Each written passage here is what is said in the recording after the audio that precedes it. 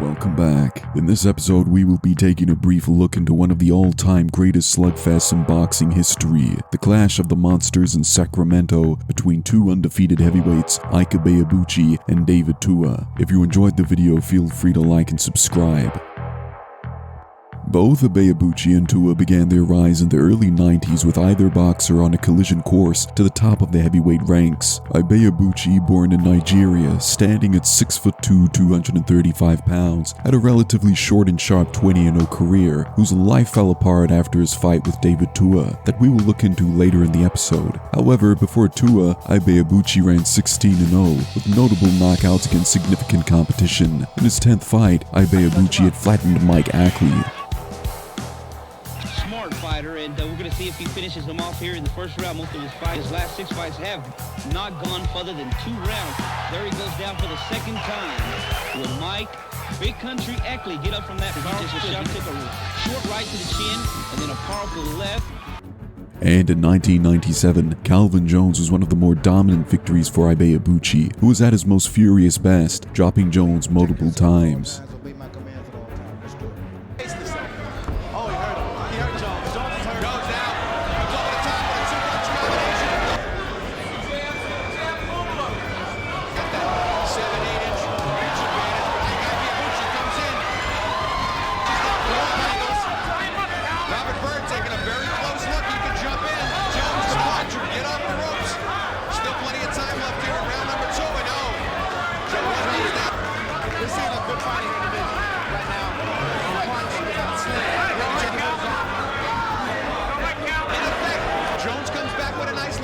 Himself, Ibeabuchi's got to watch it.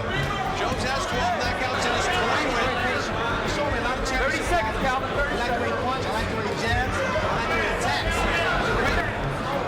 Nice right hand lead. Jones coming up, that's it. Robert Bird seating up. Jones is a measuring stick. You take a look at the different fighters.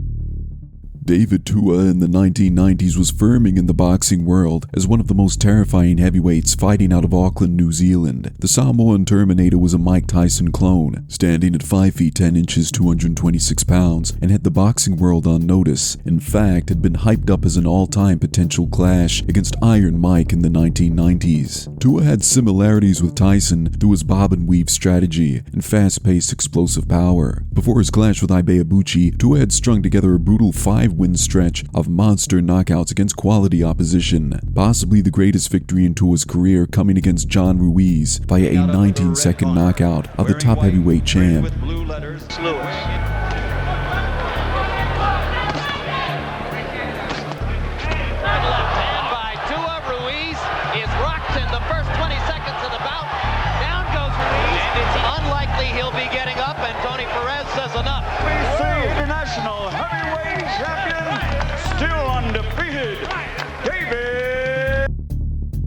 Two fights later, Darrell Wilson would succumb to a monster first-round knockout to Tua.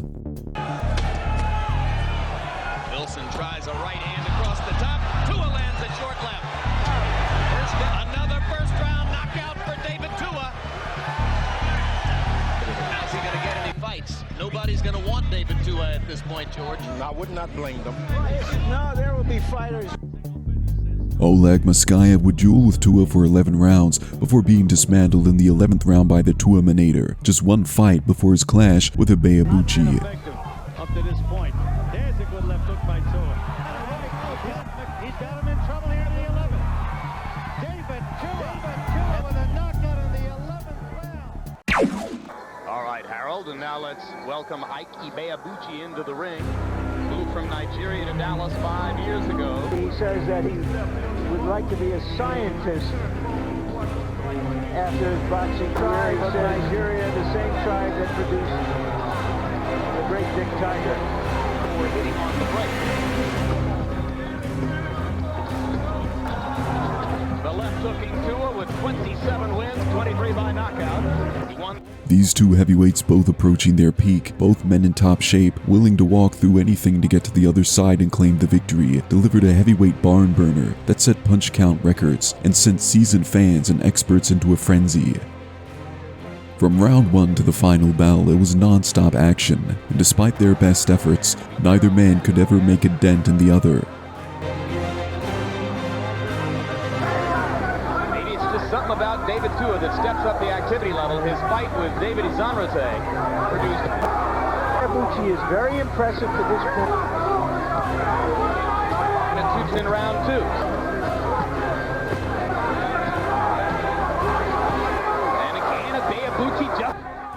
From the outset, the two fighters locked into their close quarters clash, either combatant enjoying success behind their brutal left hooks. Why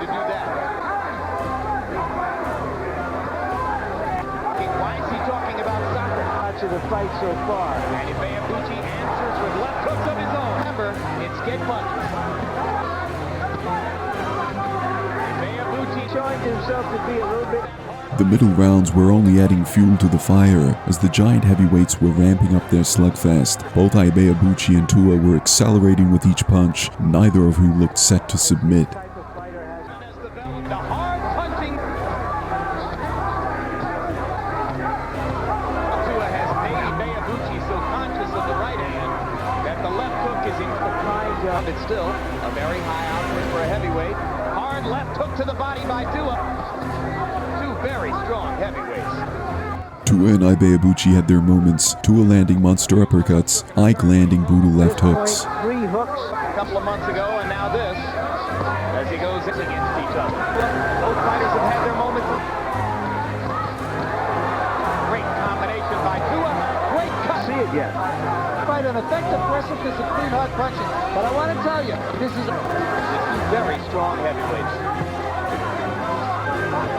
Competitive will.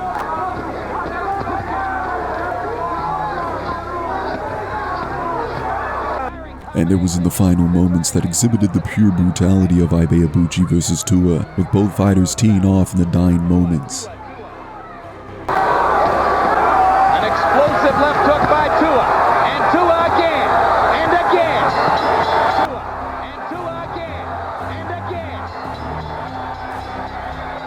Unanimous decision in favor of the new WBC heavyweight champion, Ike, the president, Ibeabuchi. Ibeabuchi landed 332 of 975 punches, and Tua landed 282 of 755 punches. They combined to throw 1,730 punches, which set the CompuBox records for punches thrown in a heavyweight fight.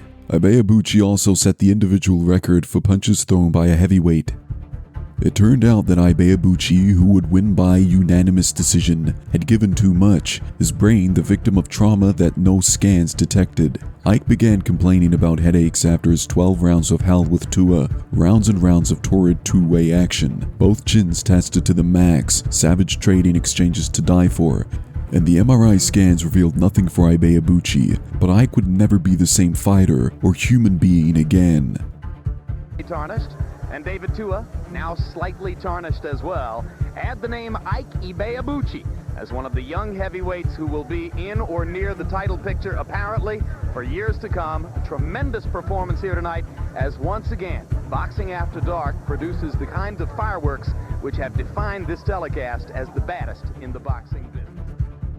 It's sometimes better to be knocked out in a fight than subject your brain to the kind of trauma Ike put us through by taking everything Tua could throw at him over the course of 36 brutal minutes. Ibeabuchi went insane shortly after the fight 25 years ago, and he was later embroiled in out-of-the-ring controversy after controversy, and the soon-to-be ex-fighter was jailed not long after his 1999 terrifying KO of Chris Bird.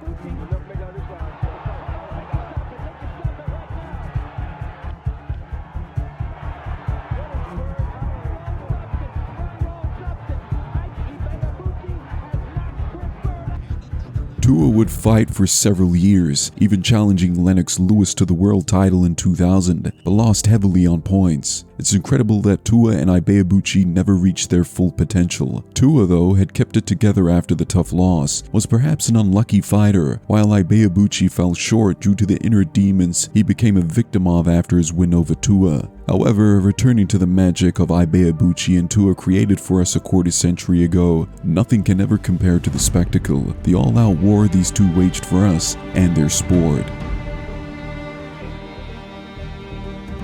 And if you enjoyed that video, feel free to like and subscribe to the channel. Thanks for watching.